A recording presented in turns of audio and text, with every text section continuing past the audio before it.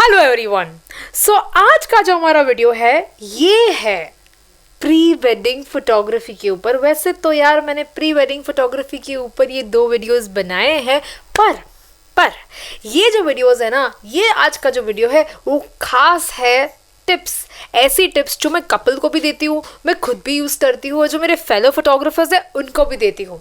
तो इसीलिए मैं बोल रही हूँ कि आज का जो ये वीडियो है ये खास देखेगा, क्योंकि इसमें मेरी खुद की पर्सनल जो सारे टिप्स है वो सभी मैंने डाल दिए हैं। आई होप आप इस वीडियो से बहुत सारा सीखो। और आपको जानते ही हो कि वेडिंग सीजन में जब प्री वेडिंग शूट होता है उसमें कपल कितना एक्साइटेड होता है। यार एक वेडिंग फोटोग्राफर को ना प्री वेडिंग के काम आते रहते हैं, और तो गाँव से लेकर शहर तक सबको प्री वेडिंग का क्रेज़ है। सो आई होप आज का ये वीडियो आपको एक वर्कशॉप की तरह लगे। ये सारी टिप्स आप यूज़ करो, एक बहुत अच्छे प्री वेडिंग फोटोग्राफर बन जाओ। और वैसे अगर आपको मेरा काम देखना है कि हम लोग कैसे प्री वेडिंग फोटोग्राफी और वेडिंग फोटोग्राफी करते हैं, वेडिंग स्टोरी टेलर्स का हमारा इंस्टाग्राम पेज, यूट्यूब चैनल वगैरह चेकआउट कर सकते हो। साथ ही साथ फोटोग्राफी एजुकेटर्स का ये जो यूट्यूब चैनल है उसे प्लीज़ लाइक शेयर सब्सक्राइब कीजिए। एंड हमारा जो इंस्टाग्राम पेज है फोटोग्राफी एजुकेटर्स का, वहाँ पे मतलब बहुत सारी रील्स आ रही है, बहुत सारे टिप्स एंड ट्रिक्स आते रहते हैं, उसे भी चेकआउट कीजिएगा। एंड बहुत सारा हो गया अभी promotion. Let's start with the tips of pre wedding shoot. सबसे पहली टिप जो प्री वेडिंग शूट की होती है और वो होता है, क्या होता है? टाइमिंग। टाइमिंग जो है ना वो बहुत ही इंपॉर्टेंट चीज़ है। देखो यार, जब प्री वेडिंग शूट रहता है तो सबसे पहली बात लोकेशन या मेकअप या वो सारी चीज़ें नहीं होती है, समय, कितने बजे आप प्री वेडिंग करने वाले हो, क्या बात है। काफ़ी फोटोग्राफर्स को मैं बोलती हूँ दोपहर को 2 बजे शूट करना शुरू कर देते हैं, सुबह को 10 बजे करते हैं। जब उनको टाइम मिलता है, जब उनको सुबह को उठ के आराम से शूट करने जाना होता है, तब काम करते हैं। ऐसे काम प्री वेडिंग शूट्स के नहीं होते हैं। प्री वेडिंग शूट का काम करने के लिए आपको सुबह को सूर्योदय मतलब सूरज उगता ही आपको वहाँ पे खड़ा रहना पड़ता है अपने कैमरे के साथ। समझ लो 6:45, 6:30, 6:45 विंटर सीजन में 6:45 के आसपास जब सनराइज होता है, वहाँ पे कपल रेडी आपके सामने होना चाहिए और आप एज अ फोटोग्राफर रेडी होने चाहिए। मतलब ऑलमोस्ट अंधेरा होगा जब आपको आपके घर से निकलना होगा, और जैसे ही सनराइज हो रहा है कपल रेडी होना चाहिए। तो इसका मेकअप वगैरह सब कुछ हो के 6:45-7 बजे तक, वो जो 15-20 मिनट है वो बेस्ट टाइमिंग है फोटोग्राफी का। तो तब कपल रेडी होना चाहिए। जो सन के रेज होते हैं, जो एकदम नेचुरल गोल्डन सन होता है, वो सब कुछ आपके फ़ोटोज़ में कैप्चर होगा। ये जो टाइमिंग है ना बॉस, वही मेन है। आप चाहे कहीं पर भी शूट करो, पर जब अगर आप ये टाइमिंग को आपने कैप्चर कर लिया, हो गए पास तुम सही में। टाइमिंग के ऊपर लाइटिंग है, और photography is all about lighting. Photography के शब्द में ही लाइटिंग छुपा हुआ है। तो इसीलिए मैं बोल रही हूँ कि अगर आपको राइट लाइटिंग चाहिए, अगर आपको बेस्ट फोटोज़ चाहिए तो लाइटिंग अच्छी होनी चाहिए, और लाइटिंग अच्छी चाहिए तो आपको जो है सही टाइमिंग पे फोटोग्राफी करनी पड़ेगी। और प्री वेडिंग के लिए सुबह का 7 बजे के पहले 15 मिनट मतलब 6:45 से लेके 9:30-10 बजे तक प्रॉपर फोटोग्राफी आपकी प्री वेडिंग शूट की सुबह को हो सकती है। उसके बाद शाम को 4 से लेके 6 बजे तक, जब सन सेट होने वाला हो उसके 2 घंटे पहले से 6 बजे 6:30 बजे तक सन सेट हो जाता है। तो सन सेट वाले जो वो सिलहुट फोटोज़ होते हैं वो तो आपको मिलेंगे ही, पर उसके पहले भी एकदम ही भीगी सी, एकदम अच्छी सी सॉफ्ट गोल्ड लाइट जो होती है वो चेहरे के ऊपर आती है। वो एग्जैक्टली वैसे ही होती है जो सुबह का सूरज होता है, वो उगते वक्त कैसी लाइटिंग देता है सुबह को 7 से 9 के बीच में, वैसी ही आपको शाम को वो 2 घंटे में मिलेगी। आपको मैक्सिमम यूटिलाइज करना है इन 2 घंटों का। ऑफ कोर्स शाम की लाइटिंग के सामने ना सुबह की लाइटिंग बेस्ट होती है, क्योंकि वो सुबह की लाइटिंग है, पर फिर भी आपको दोनों लाइटिंग को बहुत अच्छे से यूटिलाइज करके यही टाइमिंग पे आपका सब कुछ छोड़ छाड़ के, चाहे ट्रैफिक हो, चाहे कोई मेकअप रह गया हो, कुछ भी हो, ये बस इस घंटों को, इस टाइमिंग को जो इंसान पकड़ के चले, उसकी फोटोग्राफी टॉप लेवल की हो सकती है। और जो बाकी का टाइम है, जैसे कि रात की फोटोग्राफी का टाइमिंग है या दोपहर को अगर आप इंडोर कुछ शूट करना चाहो, वो तो आप आराम से कर सकते हो, वो काफ़ी हद तक आसान भी है। जब हम लोग टाइमिंग की बात कर ले तो टाइमिंग की बात आता है, ठीक है, पर कहाँ पे शूट करेंगे, लोकेशन कौन सा होना चाहिए। देखिए प्री वेडिंग शूट में कुछ लोकेशंस है जो बहुत चलते हैं, और इतने चलते हैं कि अगर आप इन लोकेशंस में से कहीं पे भी गए या आपके क्लाइंट को सजेस्ट किया, क्लाइंट आप पे खुश होने ही वाला है। और ये लोकेशंस कौन से हैं? If I have to mention it to you, सबसे पहला लोकेशन आता है जो सारे नेचुरल लोकेशंस आपके आसपास है। बहुत सारे कपल्स को आजकल नेचुरल लोकेशन सालों से अच्छे लगते हैं, क्योंकि नेचुरल होता है। सालों बाद भी अगर आप उस फोटोज़ को देखोगे फिर भी आपको बहुत ही नेचुरल फील होगा, एकदम ऑलवेज इटर्निटी अच्छा ही फ़ोटो लगेगा, ऐसा ही फील होगा। नेचुरल लोकेशंस में बीचेस आ सकते हैं, रिवर और लेक पॉइंट्स आ सकते हैं, जो ग्रीनरी वाला एरिया है वो आ सकता है। ये सारे नेचुरल लोकेशंस हैं, राइट। माउंटेन एरिया आ सकता है। ये सारे जो नेचुरल लोकेशंस आप यूज़ करोगे तो आपकी फ़ोटोग्राफी अच्छी होने ही वाली है। साथ ही साथ आजकल लोग प्री वेडिंग के सेटअप्स होते हैं, जैसे कि SIC है, सेट्स इन द सिटी है, हनी बुक स्टूडियोज़ है, बहुत सारे लोकेशंस है, पिक्सो सिटी है, कितने सारे लोकेशंस है आजकल पूरे इंडिया में बने हैं, जहाँ पे आप देख सकते हो कि ऐसे सेटअप्स बनाए हैं जहाँ पे कपल को अलग अलग कपड़ों पे जा के ऐसे खड़े रहना है। कभी ग्रीस का संतूरनी दिखता है, तो कभी वेनिस दिख जाता है, कभी महल दिख जाता है। ऐसे अलग अलग लोकेशंस बनाए हैं और आपको उस हिसाब से कपड़े वपड़े सब तैयार करके आना है, और वहाँ पे अलग अलग कॉन्सेप्ट से आप फोटोग्राफी कर सकते हो। कॉन्सेप्ट्स ऑलरेडी बनाए हुए रहते हैं और बस कपल को वहाँ पे जाके फ़ोटोशूट करना होता है। ऑफ कोर्स ये एक नेचुरल लोकेशन नहीं है, ये एक सेटेड अप लोकेशन है, एक आर्टिफिशियल सेट है। पर यार ये जो है एकदम ही फिल्मी लुक देता है, वो जो फिल्मों में नहीं होता, मतलब वो महलों में वो लड़की घूमेगी और वो सारा जो होता है ना, वो वाला एक फीलिंग होता है। और इसीलिए लोगों को ये वाले लोकेशंस भी बहुत पसंद आते हैं। एंड तीसरा ऑप्शन ये होता है कि आपने मॉन्यूमेंटल स्ट्रक्चर्स है, जैसे कि गेटवे ऑफ इंडिया है, या कोई पैलेस है, या कोई ऐसा फोर्ट है, ये सारी जगह यूज़ कर ली और वहाँ पे फोटोग्राफी की। जो इमारत है जो नेचुरली नहीं डेवलप की है, किसी ने बहुत सालों पहले डेवलप करवाई थी, पर वो बहुत ही प्रिस्टीन और बहुत ही अच्छा लग रहा है। आप चाहो तो ऐसे सेटअप्स और लोकेशंस भी यूटिलाइज कर सकते हो। और इसके बाद अगर आपको चाहिए कि नहीं यार, मतलब मुझे चाहिए तो पूरा नेचुरल, पर थोड़ा बहुत ना, मतलब एकदम थोड़ा लोकेशन जैसा होना चाहिए, इसके लिए आप कोई रिसॉर्ट के पास जा सकते हो। कोई अच्छा खासा रिसॉर्ट आप ले सकते हो, मतलब जो इतने सारे रिसॉर्ट्स आजकल हो गए हैं आजू बाजू में, वहाँ पे आप जाके फ़ोटोग्राफी करवा सकते हो। ये भी एक बहुत ही सेफ़ अच्छा ऑप्शन है, जहाँ पे पूल एरिया होगा, रूम्स भी बहुत ही ब्यूटीफुल होते हैं, जो उनका इंटीरियर होता है वो भी बहुत अच्छा होता है, तो वहाँ पे जाके भी आप फ़ोटोग्राफी कर सकते हो। ये हो गई लोकेशंस की बातें। इसके बाद की जो टिप है वो ये है कि भाई कपड़े क्या पहनोगे, मतलब क्या कपड़े पहनोगे। देखो यार, सही टाइमिंग पे वहाँ पे पहुँच गए, लोकेशन भी बहुत अच्छा है, पर कपड़े उसके साथ मैच ही नहीं हो रहे हैं तो भी नहीं चलेगा। जो लोकेशन आप सिलेक्ट करते हो उसके अकॉर्डिंगली आपको जो कपड़े हैं वो सिलेक्ट करवाने पड़ेंगे। देखो यार, कपल को नहीं पता होता है, वो उनकी पहली बार वो आपके पास आए हैं फ़ोटोशूट करवाने। ज़िंदगी में एक बार लगभग लोगों की शादी होती है और इसमें एक बार वो प्री वेडिंग करवाना आया है। वो टोटली फ़ोटोग्राफर पे होते हैं कि आप बताओ कपड़े क्या पहनने हैं, और फोटोग्राफर बोलते हैं हाँ मतलब कैजुअल्स, हाँ मतलब पहन लो, मतलब ऐसा अच्छा दिखे, वो पता नहीं होता है ना फोटोग्राफर को कि क्या पहना है।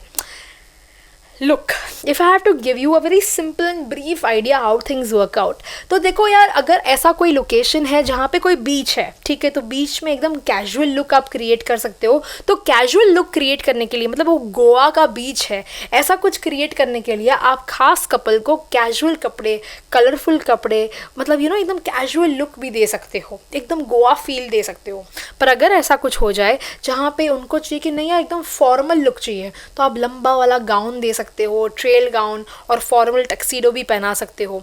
ये ऑप्शन है। आप चाहो तो एक क्रिश्चियन लुक जो है वो क्रिएट कर सकते हो, एक गाउन वाला टक्सीडो फॉर्मल लुक क्रिएट कर सकते हो, और चाहो तो एक कैजुअल लुक क्रिएट कर सकते हो।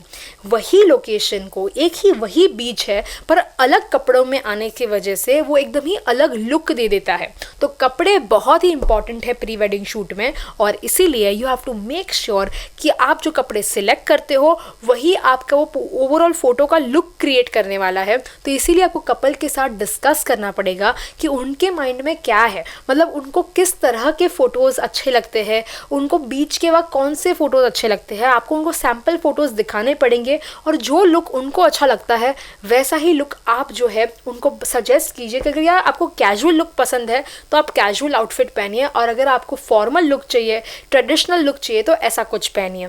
अगर वैसे ही मैं अगर ग्रीनरी वाला लोकेशन बोल दूँ या सेटअप वाला लोकेशन बोल दूँ तो पैलेस वाले में इंसान जो है ट्रेडिशनल कपड़े पहनेगा और जो ग्रीनरी होगा वहाँ पे वो कैजुअल लुक पहनेगा। सो वो कम्प्लीटली डिपेंड करता है कि आपका जो लुक आप क्रिएट करना चाहते हो उसमें कौन से कपड़े से आपका वो लुक क्रिएट होगा। कैजुअल है, ट्रेडिशनल है, सेमी फॉर्मल है, फॉर्मल है, you have tons of options in the market. And as a photographer आपको थोड़ी भी उसकी भी सेंस होनी चाहिए कि यार कौन से कपड़े आजकल ट्रेंड में है। साथ ही साथ दोनों कपल एकदम मैच में कपड़े होने चाहिए। ऐसा है कि लड़का कुछ पहन के आया है, लड़की कुछ पहन के आया है तो भी मतलब लगता है, मतलब अच्छा नहीं लग रहा है। वो कपड़े साथ में अच्छे दिखने चाहिए, चाहे वो कलर्स हो, चाहे वो उनके जो कपड़े की स्टाइल हो। मतलब अगर गाउन है तो सामने टक्सीडो हो, अगर वाइट पहना है तो सामने वाइट हो, something which matches, something which goes with together, that is very important। तो कलर कोऑर्डिनेटेड आउटफिट और जो आउटफिट मैच्ड जो होना चाहिए वो होना चाहिए दो कपल के बीच में, तब जो है आपकी फोटोग्राफी में वो लुक क्रिएट होगा। आउटफिट्स के बाद आता है मेकअप। यार देखो, ऐसा मत सोचो कि मेकअप की क्या ज़रूरत है, नेचुरली मैं अच्छी दिखती हूँ। हाँ, नेचुरली हम सब अच्छे दिखते हैं, पर यार कैमरा के सामने जब आप आते हो ना तो थोड़ा बहुत, मैं ऐसा नहीं बोल रही हूँ, मतलब वो पेल मत देना, मेकअप के थोपे मत कर देना। वो जो यूजुअली ना मैं कभी कभी कोई प्री वेडिंग शूट्स में सबको देखती हूँ, इतना सारा मेकअप लगाते हैं, मतलब बहुत सारा हैवी, मतलब वो भूत जैसा हो गया, मतलब बहुत सारा मेकअप हो गया। इतना सारा मेकअप नहीं करना था, एकदम ही लाइट सिंपल कैजुअल मेकअप रखना है, ठीक है। थोड़ा लाइनर, काजल, लिपस्टिक, थोड़े से जो शेड्स होते हैं, थोड़ा बहुत वेरिएशन उनकी हेयर स्टाइल में हर लुक में थोड़ा सा क्रिएट हो जाए, थोड़ा बहुत उनका लिपस्टिक चेंज हो एक हर लुक में, इतना ही रखना है। सुबह को स्टार्टिंग में बहुत सारा मेकअप पे टाइम पास नहीं करना है। पता चला कि आप इतना सारा सुबह को टाइम पास कर लिया मेकअप में कि सनलाइट चला गया और हम यहाँ पे मेकअप ही पेलते रह गए। सुबह को फटाफट वो मेकअप करना है और फिर पूरा दिन फिर थोड़े बहुत वेरिएशंस आपको सिर्फ मेकअप में करने हैं, थोड़ा थोड़ा ट्वीक करना है, थोड़ा थोड़ा जो है हेयर स्टाइल चेंज करना है। बहुत सारा जो है टाइम पास नहीं करना है मेकअप के पीछे, क्योंकि फिर लाइटिंग चला जाएगा और आपको जो लुक चाहिए, जो फोटोग्राफी आपको करनी थी वही नहीं हुई। अभी तैयार होके तो आ गए पर लाइटिंग ही चली गई तो क्या मतलब का था, ठीक है। तो आपको ये चीज़ का ध्यान रखना है, बहुत सारा नहीं, एकदम लाइट कैजुअल मेकअप करवाइए। ऑलराइट, इसके साथ और इसके बाद आता है कि यार कपल आपके सामने है, लो आ गए आपके सामने तैयार होके अच्छे खासे लोकेशन में, क्या करें अब हम? वो तो ऐसे खड़े हो जाएंगे क्योंकि वो तो उनके पास, उनको एक्ट्रेस थोड़ी है, वो तो सिंपल लोग हैं, आपके सामने आके ऐसे खड़े रह जाएंगे। क्या करें अभी? पोज तो आपको देना पड़ेगा। आप बोलो हाँ पोज दो तो दे डोंट नो, वो आपको देखेंगे, आप उनको देखोगे। पोजेस तो देने पड़ेंगे ना अच्छे खासे। तो आपको जो है खास पोजिंग चार्ट, वैसे एक पोजिंग चार्ट है जो मैंने खुद ने डेवलप किया है, आप चाहो तो आप जो है उसकी लिंक डिस्क्रिप्शन बॉक्स से ले सकते हो। प्लीज़ फ़ोन मत कीजिएगा उसके लिए, आपकी वो जो लिंक है वो डिस्क्रिप्शन बॉक्स में डाल दी है नीचे, ये डिस्क्रिप्शन बॉक्स है, उस पर क्लिक कीजिए, वहाँ पे वो पोजिंग चार्ट आपको वहाँ से मिल जाएगा, डाउनलोड कर लीजिए, हैं, ठीक है। अभी हम आगे बढ़ते हैं। जो पोजिंग चार्ट होता है उसमें आपको बहुत सारे ऐसे पोजेज मिलेंगे जहाँ पे आपको कपल को दिखाना है कि भाई ऐसे खड़े रह जाइए, और वो वैसे खड़े रह जाएंगे। प्रॉब्लम ये है कि पोज कुछ है और कोई दूसरे लुक के लिए है और आपने पोज कुछ दूसरे के लिए दे दिया। मतलब फॉर एग्जांपल अगर कैजुअल आउटफिट पहना है और आपने बहुत ही फॉर्मल पोज दे दिया, ऐसा नहीं चलता है। कैजुअल आउटफिट है तो फिर कैजुअल पोजिंग ही होना चाहिए, मतलब चल रहे हैं, थोड़ा बातचीत कर रहे हो ना, एकदम कैजुअल फील होना चाहिए।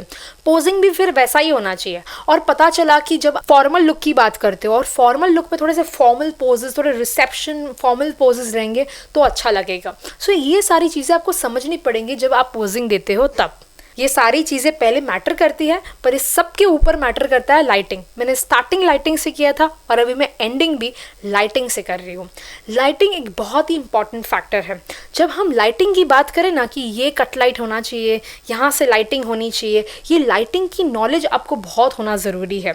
शैडो एरिया में कभी आपने फ्लैश लाइट डाल दी, सनलाइट के टाइम पे आपने रिफ्लेक्टर्स यूज़ कर लिए, सनलाइट को बहुत अच्छे से आपने ऐसे यूज़ किया कि उसकी ब्यूटीफुल कट लाइट्स आ रही है, है, आपने जो साइड लाइट्स जो चेहरे पे आनी चाहिए वो कर दी, चेहरे के ऊपर एकदम ही ब्यूटीफुल लाइटिंग आ रही है, ये सारी जो लाइटिंग की इफ़ेक्ट्स है उससे ही फ़ोटोज़ में जान आएगी। एक फ्लैट फ़ोटो जिसमें कोई लाइटिंग ही नहीं है चेहरे पे, ऐसा फ़ोटो खींच के आओगे ना तो 2D फ़ोटो लगता है, पर जैसे ही लाइटिंग आ जाती है ना फ़ोटो में, एकदम 3D की तरह वो फ़ोटो बाहर आता है, जान आ जाती है फ़ोटो में। तो इसीलिए as a photographer lighting is crucial as a lot, and इसीलिए मैंने लाइटिंग के भी बहुत सारे वीडियोस बनाए हैं, आप इस सब में से चेकआउट कर सकते हो, काफ़ी हद तक आप बहुत कुछ सीख जाओगे।